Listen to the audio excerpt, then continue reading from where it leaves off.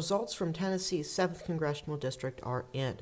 The special election was on Tuesday night, December 2nd, where voters in this district decided to send Republican Matt Van Epps to Congress over Democrat Aftyn Behn by only 8.9 percentage points in a district that Donald Trump won by 22 points. I want to take some numbers here. Usually in low turnout elections, we have seen Democrats overperform by a lot because they are more motivated to vote, and it's a much lower turnout. But if we look at the amount of votes here, that's 180,000 votes.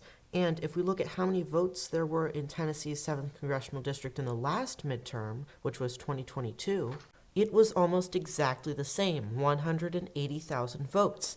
So what I'm saying here is that this is the same turnout as a midterm election, as the last midterm election, and Democrats overperformed by 13 points. It's not as much as they overperformed in previous congressional special elections, say Florida's 6th congressional district, where they overperformed by 19 points, but it is still extremely significant considering how high turnout it was. I mean, the New York Times provides the shift by county here. We see there are huge blue arrows in every single county, and we don't need a map to show us that this race was more competitive than it should have been. Emerson College had it at only 1.5 for Republicans, and while they outperformed that, and Emerson College didn't do as well again with a special election, the fact that it's the same turnout as a midterm and Democrats still overperformed by 13 points, that is not good news for Republicans in 2026 at all, and I would be very worried if I'm a Republican representative in a district that I barely won. Just to give you an idea of how much a 13-point shift would affect the House of Representatives, boom, Democrats get 248 seats. That is insane. Now, there is some bad news and some good news for my own predictions here. This is a little explanation sheet of the different models or methods that I used to calculate the margin of victory here. You can see Model A was off by 9 points. It showed Aftyn Behn winning. That was not correct. Model B, which was my final prediction, it was off by 4, which still isn't great. But I was able to use these results to create Model C, which is only within a percentage point, which is extremely good. So you can imagine that this Model C is going to be the one that I use for the House of Representatives elections from now on, especially considering that the turnout of this election was so similar to a midterm. Using this new information, we can look at the 2026 House of Representatives elections.